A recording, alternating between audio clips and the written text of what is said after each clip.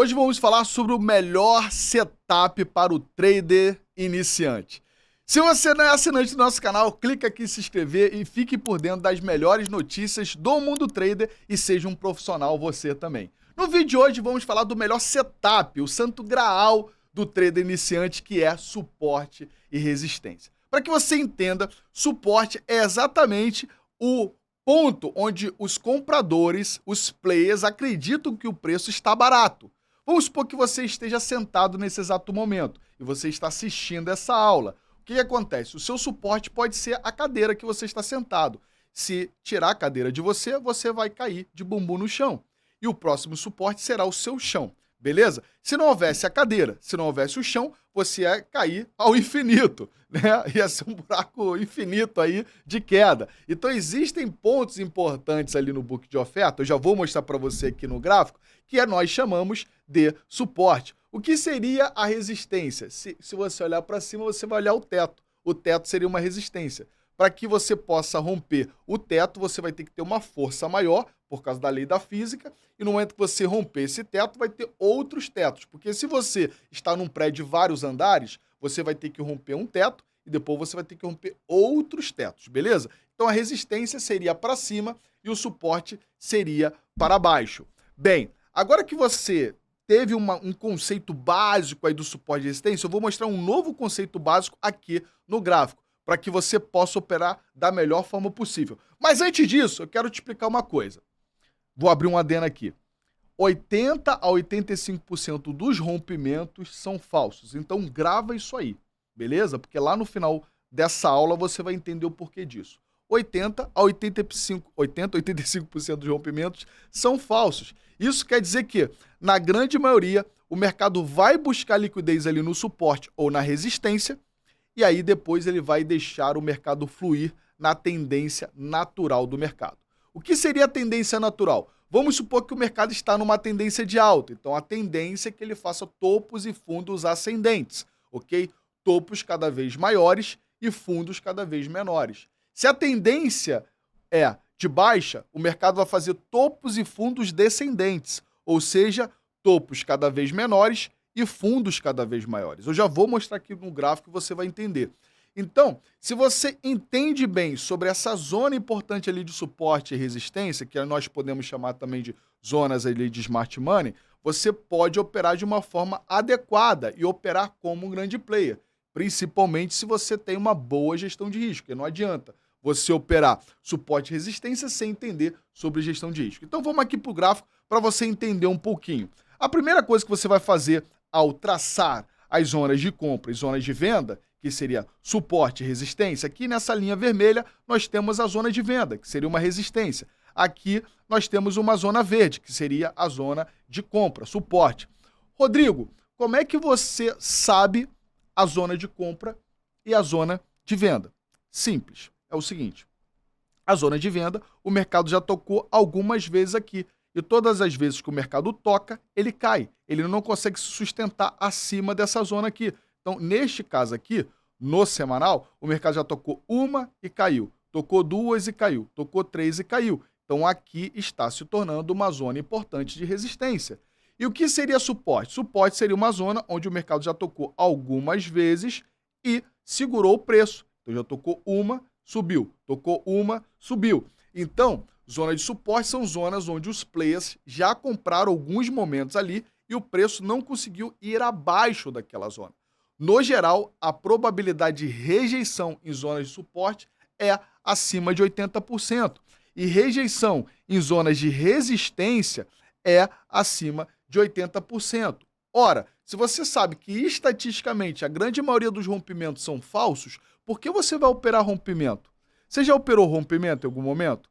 Você acreditou que o mercado ia estourar a tampa, rompeu uma resistência ali importante, entrou até um fluxo de compra, você comprou, só que de repente o mercado virou e começou a cair na sua cara.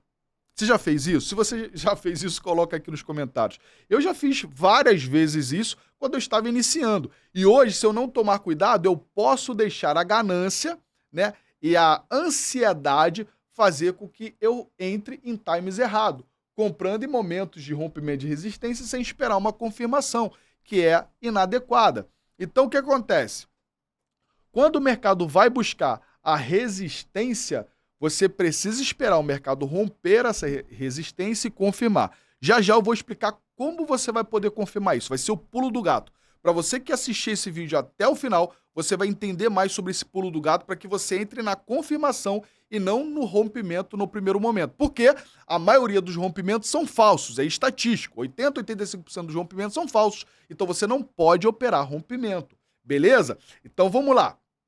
Gravou isso aí? Beleza? Coloca aqui nos comentários para mim aí. Diga pro prof se você já operou na compra, aqui no topo, e você comprou, o mercado derreteu, ou você vendeu aqui no fundo, né, num suporte, o mercado rompeu o falso suporte e depois subiu na sua cara. Parece até que você fica imaginando, às vezes você imagina até que tem uma câmera escondida, né? Você compra, o mercado cai. Você vende, o mercado sobe. Eu já fiz isso muitas vezes. Já aconteceu com você? Coloca aqui nos comentários na Calma e Elegância. Vamos lá. Voltando aqui para o gráfico. Primeiro, suporte e resistência. Olhe exatamente as zonas onde o mercado já brigou muitas vezes.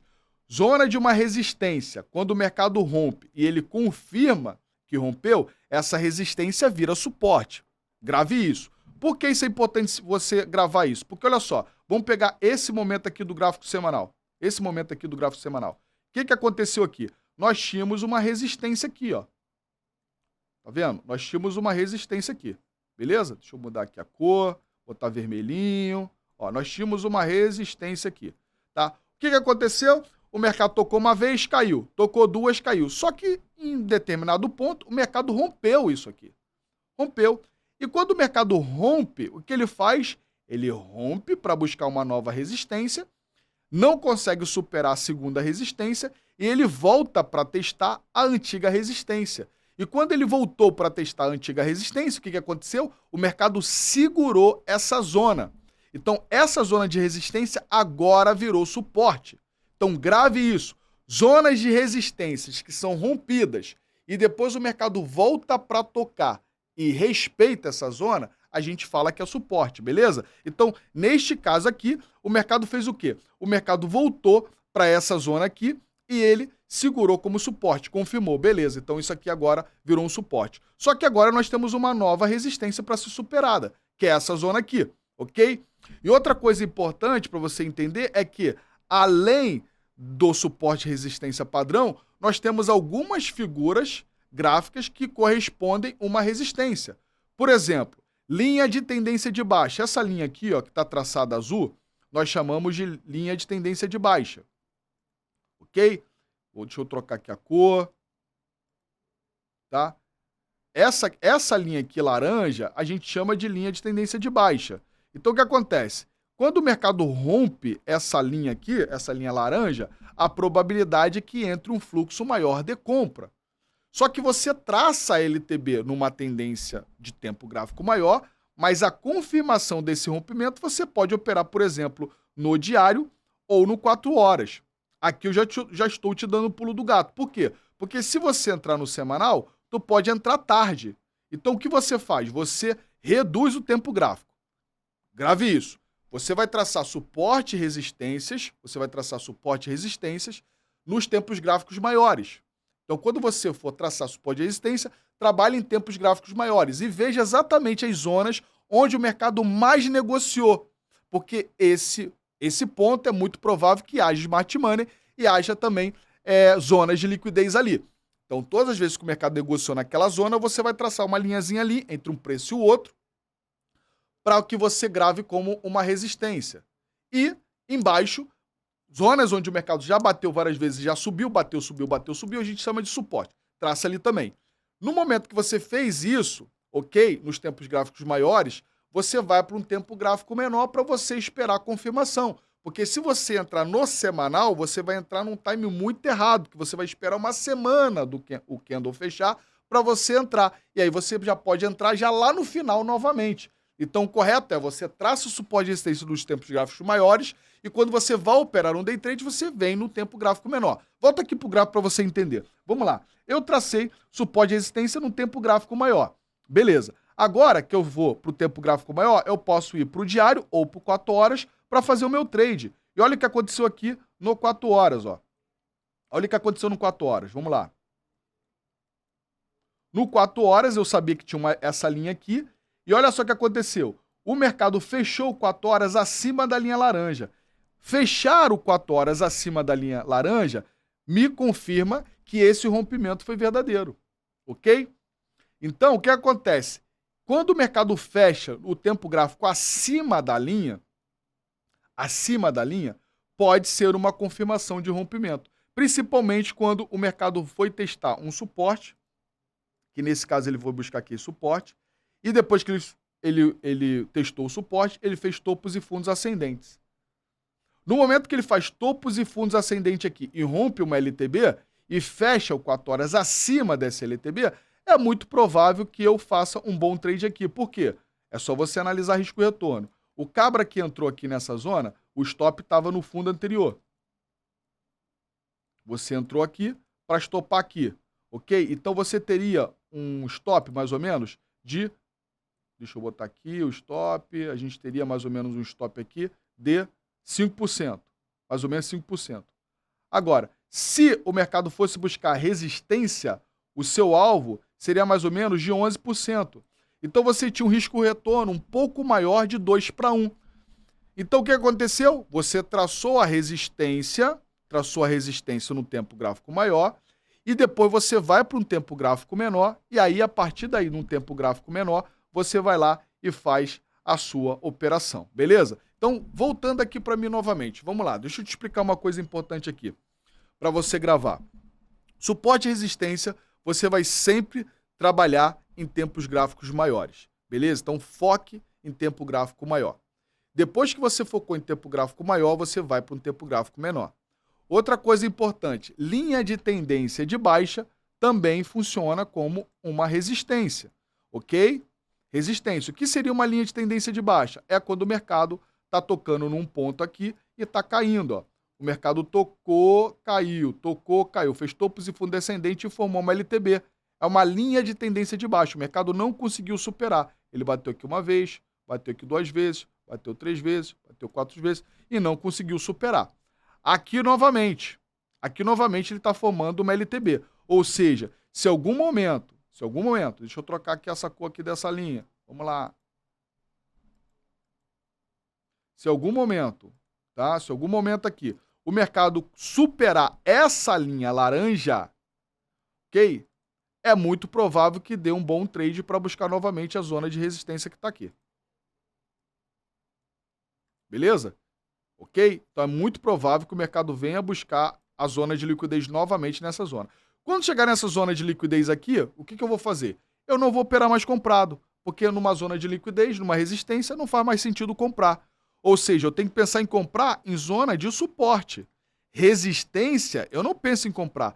Ou eu vou realizar lucro aqui, da compra que eu fiz aqui embaixo, então eu vou vender aqui em cima, ou eu vou esperar um novo rompimento, o mercado romper essa zona aqui, confirmar que essa resistência virou suporte, fazer topos e fundos ascendentes para cima para eu começar a operar comprado aqui, beleza?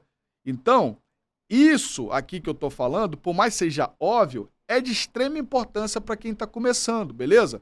Não adianta você querer se tornar um profissional, encher o gráfico de indicadores, se você não entende esse princípio básico, que é um suporte, que é uma resistência, usar a estatística a seu favor, que é, cara, 80, 85% dos rompimentos são falsos. Por que eu vou operar no primeiro rompimento? Por que eu vou operar sem uma confirmação? Eu tenho que esperar uma confirmação, porque se eu não operar dentro da confirmação, é muito provável que eu entre no momento do rompimento, mas o fechamento do candle feche abaixo daquela zona. Por quê? Voltando aqui para o gráfico. Essa zona de resistência, galera, no geral, é uma zona que o mercado vai tentar rejeitar o preço. Entendeu? Então é muito provável que nessa zona aqui, o player rejeite o preço. É muito provável que o preço venha buscar essa zona e o player jogue o preço de novo para baixo. Como foi o caso aqui dessas 2 vezes, ó. O mercado foi buscar uma vez, caiu. Foi buscar 2 vezes, caiu. Só que o iniciante, muitas vezes, né, ele pensa o seguinte, cara, agora vai romper. Ele fica na torcida. Ele não espera o rompimento, ele deixa a ansiedade falar mais alto. E aí, o que ele faz? Ele quer entrar antes do tempo. Espera.